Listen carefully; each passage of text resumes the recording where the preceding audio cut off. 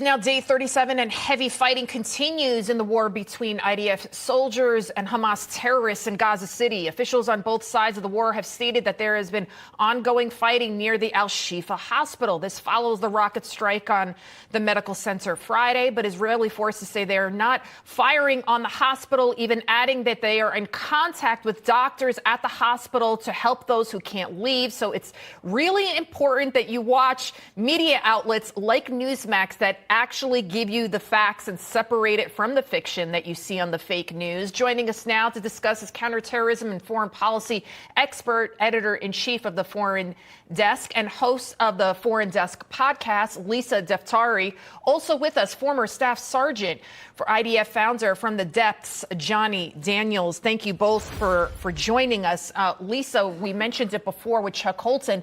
According to several media reports, a Hamas cache of weapons and explosives, they've been discovered in a Gaza kindergarten.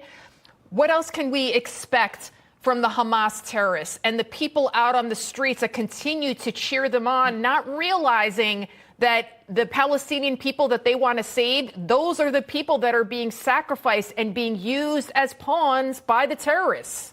Right. So whenever anyone says free Palestine, you have to add, yes, free Palestine from Hamas.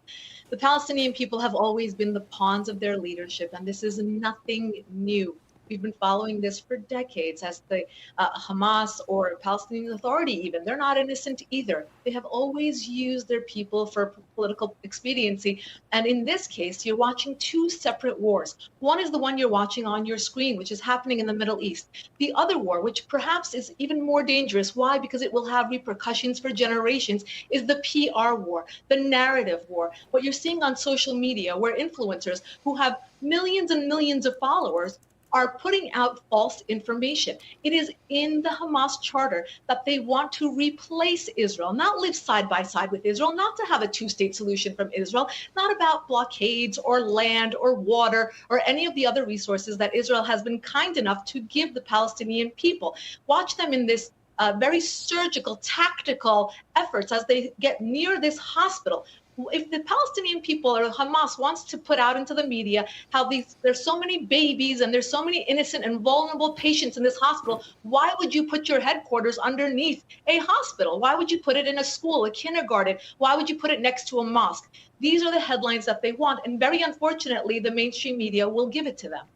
Unfortunately, that is true. And then they kind of rile up this misinformation campaign and get people flooding the streets, and their anger against America, against Israel is now palpable. As Sergeant, the Al-Shifa hospital is dealing with power outages, but reportedly Hamas, it's been hoarding fuel for itself. Again, the world doesn't see Hamas for the terrorist organization that it is. We know they're billionaires. If they wanted to help the Palestinian people out, they could have.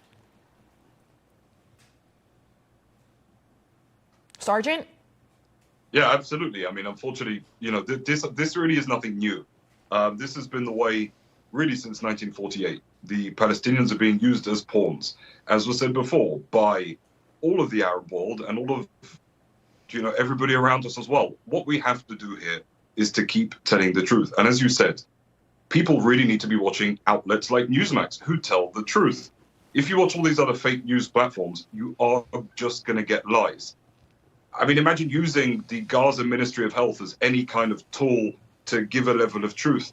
These are the same people that went in and butchered 1,400 innocent civilians, are the same people who took 240 civilians captive. These are the people that the world's getting their information from, and this is a problem. We have to do everything that we can to fight against this fake news, this falsehoods, and hope that people listen. But at the end of the day, people are going to still remain hating. And this is just, unfortunately, part of what we're going to have to deal with. And I'll ask this next question to both of you, but Lisa, you first. Reports are unveiling that the leaders of Hamas have amassed at least $12 billion as personal fortunes.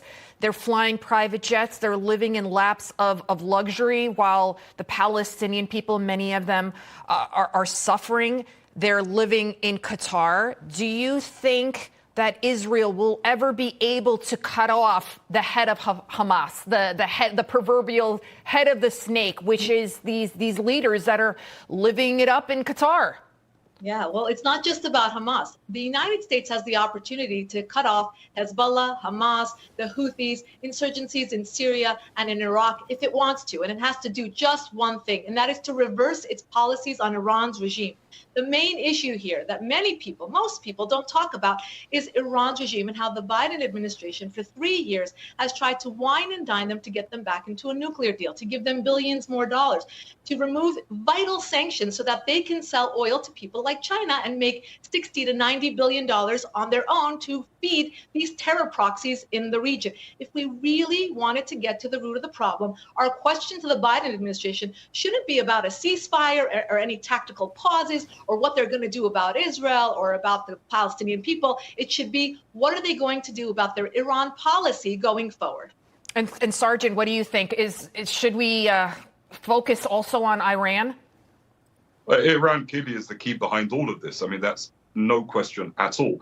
Iran most definitely has to be dealt with and will be dealt with. And in regards to the leaders of Hamas, we've been very clear in Israel regarding what their status is. Their status is they are dead men walking. They may be able to enjoy their wealth for now, but it won't be for that very much longer. That I can absolutely assure you of. I say put them all in prison for the rest of their lives or whatever needs to be done with them. Take their billions of dollars and then use that money to help rebuild and help the people of Gaza and Israel. Lisa Daftari, Johnny Daniels, thank you both for joining us this afternoon.